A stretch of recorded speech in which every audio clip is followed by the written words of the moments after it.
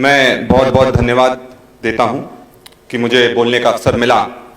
आज मेरे लिए यादगार पल है क्योंकि आज के दिन ही इसी सदन में विधायक के रूप में शपथ लेने का मुझे मौका मिला था और यही पवित्र मंदिर है जहां बाबा साहब की विचारधारा को आगे बढ़ाकर हमें आरक्षण जब मिला तो मैं डॉक्टर बना, सर्जन बना और आज विधायक के रूप में इस पवित्र मंदिर में मुझे अपना वक्तव्य देने का मौका मिल रहा है।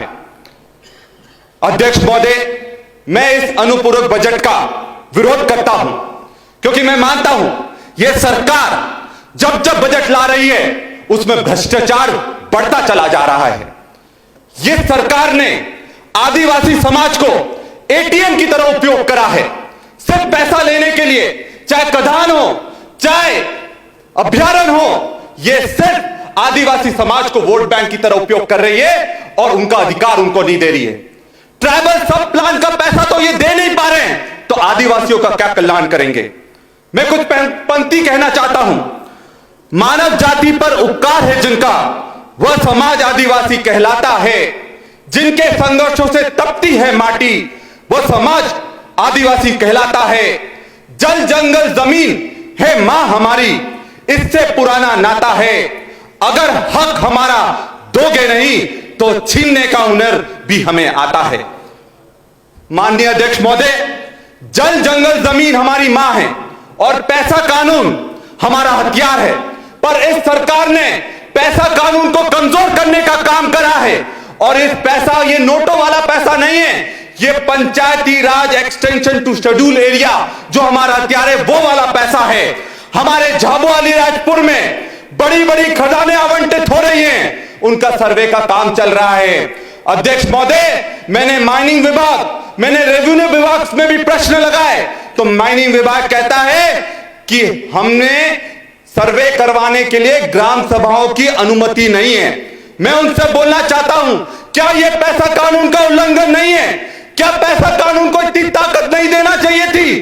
पैसा कानून जब मध्य प्रदेश में लागू हुआ, भूरिया कमेटी के अनुशंसा पर लागू हुआ, तब उसका यह कहना था कि न लोकसभा न विधानसभा, सबसे बड़ी ग्राम सभा, और आज उसी ग्राम सभा की अनुमति नहीं ले रहे हैं। इसमें न्याय होना चाहिए। रेवेन्यू विभाग कहता है कि अभी सर्वे चालू हुए हैं पर अधिग्रहण नहीं हुआ, पर मैं उनसे पूछना चाहता हूं कि क्या जो अनुमति देते हैं अधिग्रहण, क्या वो पहला कदम नहीं है?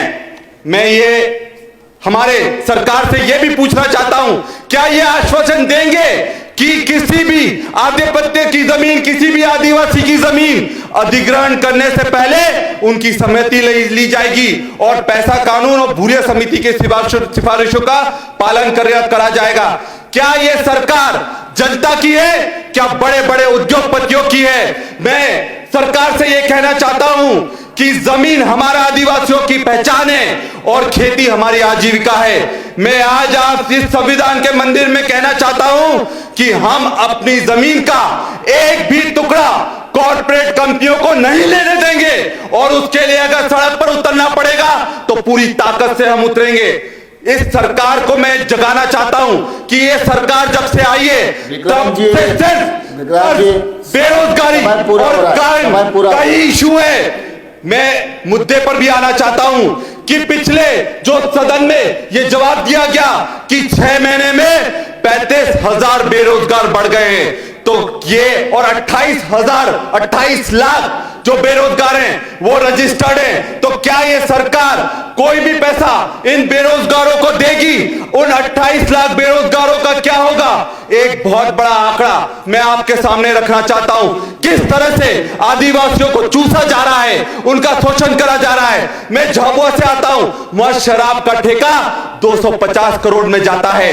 अलीराजपुर में शराब का ठेका 100 करोड़ रुपए में जाता है और वही जहां पर डिंडोरी में जितने आदिवासी हैं वहां पर ये 25 करोड़ का जाता है। तो क्या सिर्फ मुनाफा कमाने के लिए सरकार आदिवासियों का उपयोग कर रही है और सरकार को बदनाम कर रही है? आपको उदाहरण देना चाहूंगा, वट्ठा एक दुकान है और वट्ठा में 30 करोड़ का ठेका गया एक दुकान में, जहां रहने वाले सिर्फ 1500 लोग हैं। तो मतलब यह है कि हर दिन वहां का आदिवासी 500 रुपए की शराब पी जाता है।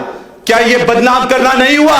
मैं ये कहना चाहूंगा, मैं अपनी बात को समाप्त कर रहा हूं कि ये साफ है कि ये सरकार आदिवासियों की हितैषी नहीं है। ये साफ है कि ये महिलाएं इस सरकार में सुरक्षित नहीं है।